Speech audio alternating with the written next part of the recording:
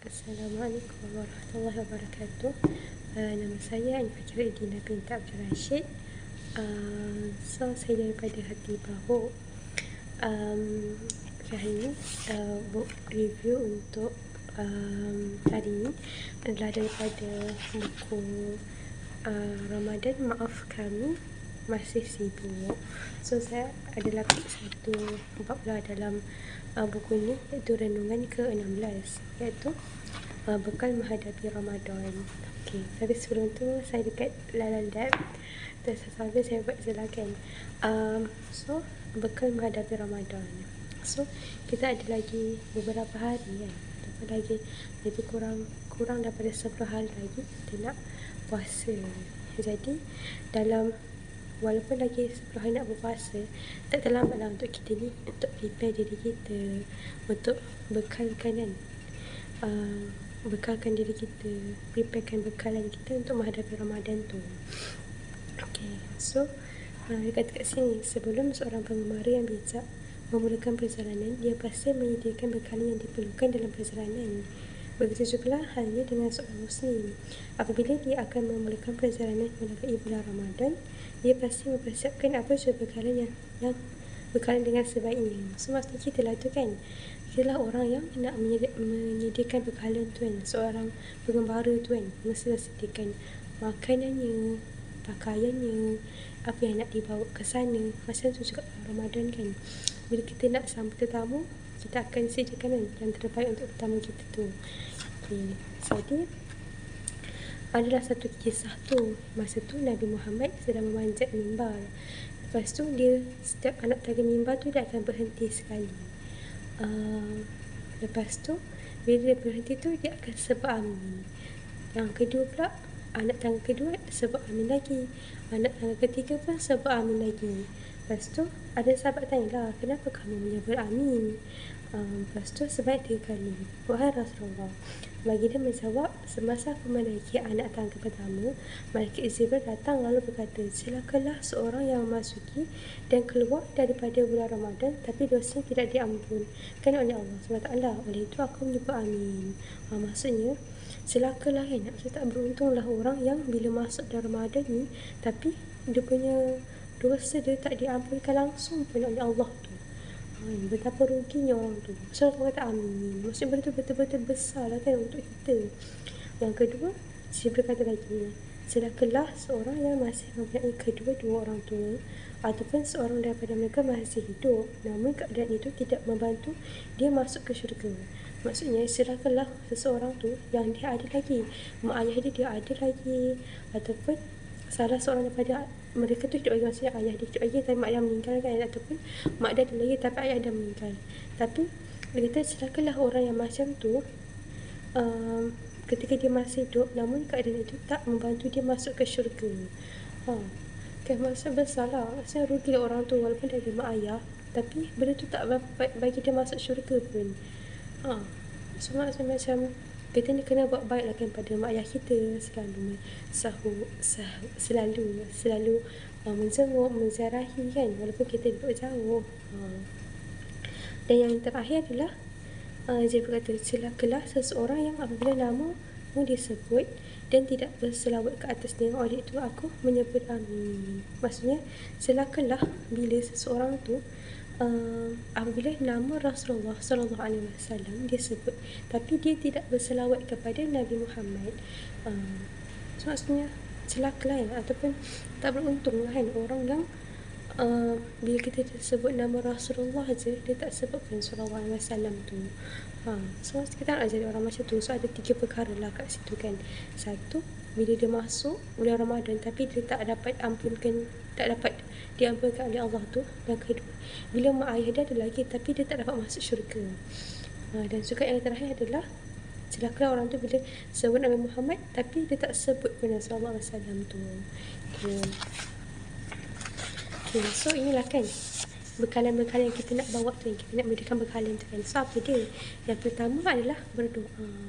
Yang kedua adalah kita kena merancang agenda. Yang ketiga adalah kita bertaubat. So pertama adalah menyediakan bekalan kan, iaitu berdoa. Pertama sekali kita kena ada doa kan, Allah barik lana fi Rajab wa Sya'ban wa balikna Ramadan tu kan.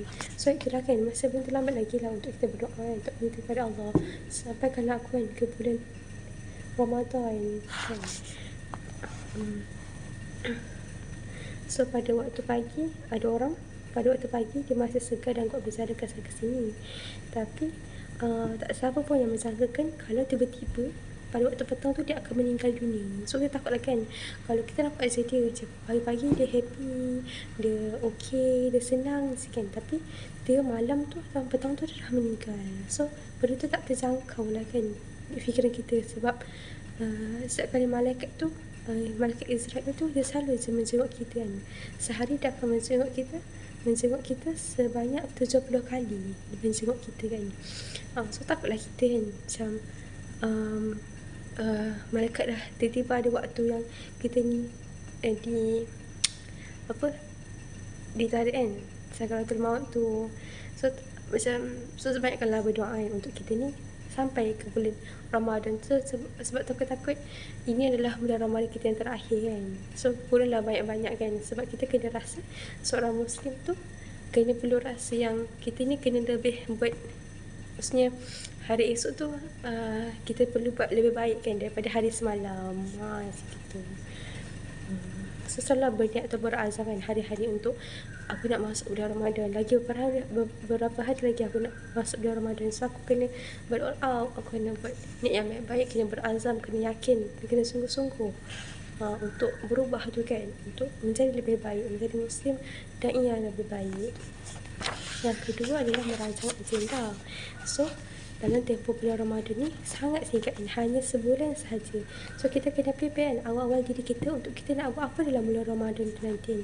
Daripada hari first sampai hari ke-30 Ramadan, kita kena prepare betul-betul. Bukanlah hanya sekadar kita puasa, maksud memang betul kita puasa, tapi bukanlah hanya sekadar kita tidur, kita tak buat apa-apa, tak baca buku, tak baca Quran.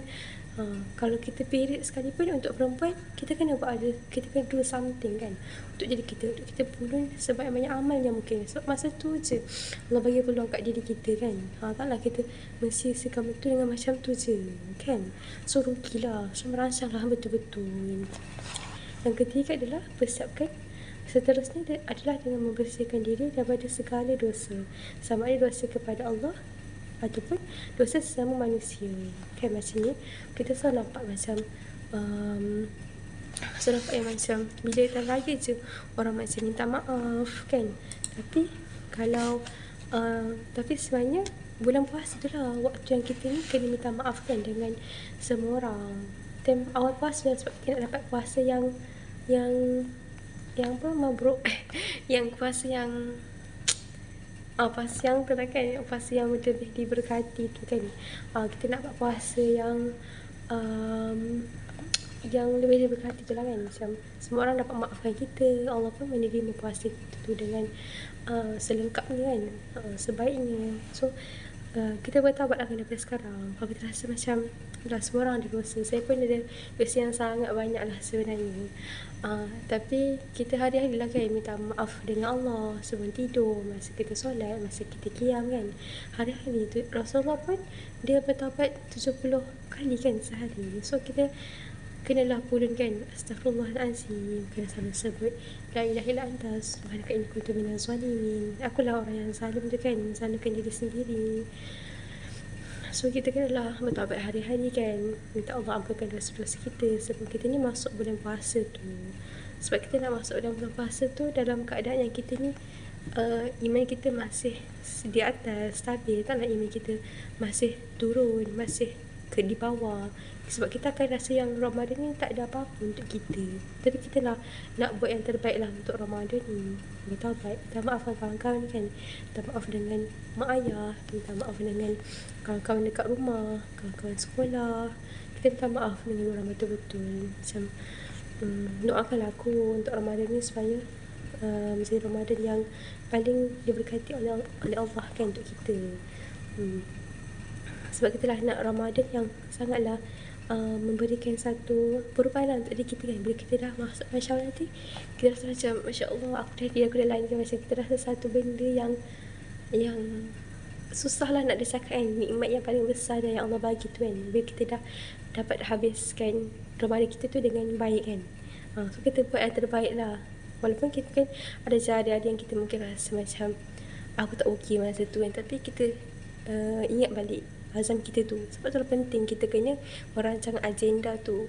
Bila kita lemah atau patah semangat bila kita Ramadan tu, kita recall balik kan, recap balik apa yang kita tulis, azam kita yang betul-betul tu nak khatamkan Quran, betul-betul buat kerana Allah kan. Ingat betul-betul sungguh-sungguh kerana Allah, bukanlah kerana manusia.